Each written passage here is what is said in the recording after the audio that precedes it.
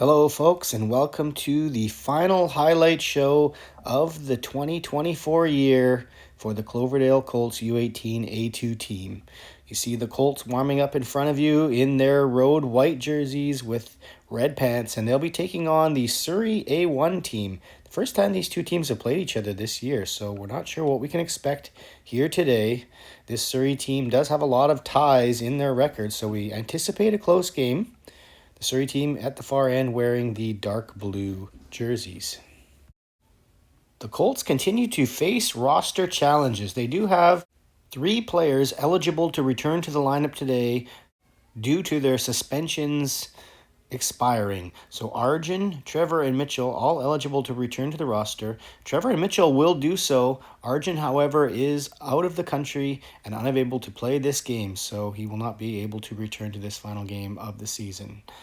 Carnveer remains suspended, so he will be out. The team will also be without Jesse and Tyler, who both have other commitments and are unable to attend today's game. So due to that fact, the Colts have called up a couple players here today. They will go with just the 5 defense, but they have called up 2 additional forwards, Gabe Ramsey from the house ranks, who has played one other game this season with the team, and Nolan Thornley from the A3 team will make his debut with the squad here tonight. Max will once again be the starter as Logan continues to rehabilitate his injury. And with that, let's head to the first period highlights. We started off with the Colts having to retrieve a puck in their own zone, and the 2D kind of split and allow the Surrey player to pick that up, and he walks up front, makes a pass, and the rebound also comes out, and so that's 2 quick saves Max has to make early in this game. Later we see Nolan trying to get the puck out. It gets turned over and it gets moved to that player in front. He gets a good shot off, but the blocker gets flashed by Max and he turns it to the corner. The Colts are going to respond with a grade A chance of their own. A nice backhand pass by Lyndon Cameron to Nolan, and he makes a nice move to the backhand. Has nothing but net, as you'll see on the slow motion replay, and the puck gets sailed over the crossbar. So an excellent opportunity for the Colts to open the scoring that ultimately is unsuccessful. But here's a play that is successful. Orson gets pressured and relinquishes the puck to the Surrey player, who quickly puts it out front to a player that has a bit of a gap on the defender and shoots that in, and Surrey is the one that opens the scoring. It's 1-0. They get a chance to make it 2-0 there.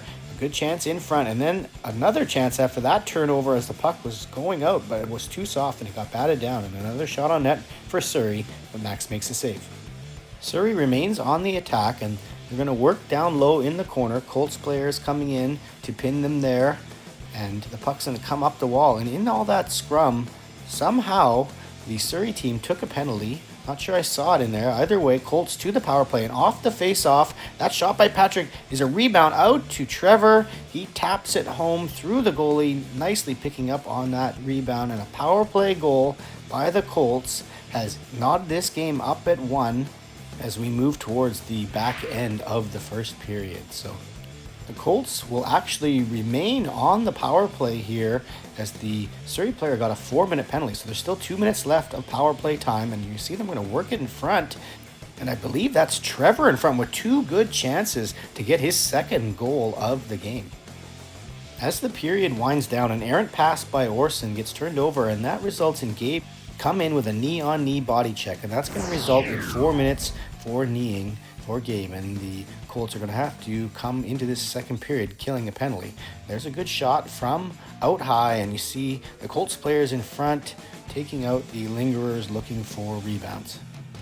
And now we're going to see a fantastic piece of penalty killing. First, Zach's going to win a loose puck in the corner and step out front, get a good backhanded, short-handed chance.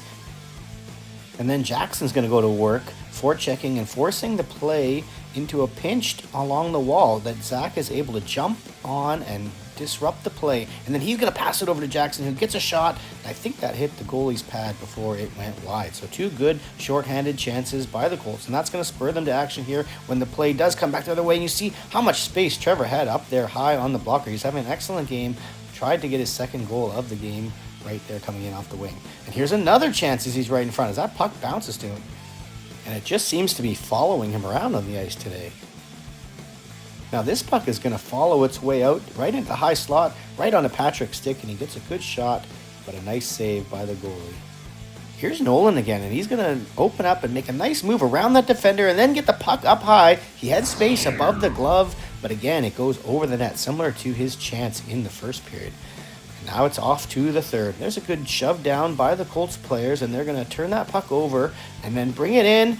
And it's hard to see, but that looks like Trevor got another good shot on net, so he continues his strong play into the third. 2-on-1 for Surrey, looking to get a lead in this game. And a nice backhand, but a nicer save by Max. And he's going to have to make one more as that player finds a seam pass across, and Max comes out, attacks that shooter before he can get a good shot off and closes the angle off. And he's not done as the Surrey player slips through the defenders, goes in on a breakaway, but he can't find a way to get the puck through Max. It remains 1-1. Here you see Orson in trouble, trying to skate the puck out of his own zone. The Surrey player is on top of him, but uses an illegal play, holding the player's stick, and gets caught by the referee. So it's a power play for the Colts. They were not able to score on that power play, and now they're in trouble going the other way as that Surrey player spins around and gets a nice slap shot from in tight. Max makes yet another save. Orson puts him right back to work with a pass up the middle, pizza delivery style, right onto the Surrey player's stick, but Max bails Orson out. Here's Jackson into forecheck along the wall, and he comes in with a cross check to that Surrey player along the wall. He gets flagged for a penalty. Colts were able to kill that, but there's some momentum for Surrey as they try to come in here wide, and now are at work behind the net, trying to move the puck back out front, which they are able to do after a spin move there, and they come out front, but Max reaches out the right leg to make a save, and then has to also be ready for a rebound out high. Max is doing well to hold this game at 1-1. But it's not all Surrey. Here's a good chance by Zach as he picks up a bounce pass off the wall and goes in and goes high blocker. Goalie makes the save. That's going to be the last high-grade chance in this game as you see the clock's going to wind down to 0. Another tie for the Surrey team. This time a 1-1 tie against the Colts. Colts doing well to stay in this game and get some points and head into the Christmas break with an improved record. So let's have a look at the stats for the game. You see Trevor with the only goal. He also had 3 shots on net, all of them great as we saw in the highlight package. So an excellent game for Trevor, maybe his best of the season so far. Max also having a very strong game in net with 30 saves on 31 shots. So let's have a look at the stats as they'll stand for the next few weeks as the team heads into the Christmas break. So I think the stats will show here at the unofficial halfway point some excellent contributions up and down the lineup. Some balanced scoring. It's going to maybe bode well for the Colts in the second half of the season. And speaking of the second half, there'll be some changes in the division. The team in Mission, up at the top of the standings, has moved up, and the team at the bottom, the Ridge Meadows team, is gone and been replaced by a Port Coquitlam team. So let's have a look at what the return to the ice will look like. January 10th is when the Colts are back on the ice, a game at the North Shore Winter Club, followed up by 2 more games that week against Port Coquitlam and Vancouver, 2 teams very close to them in the standings.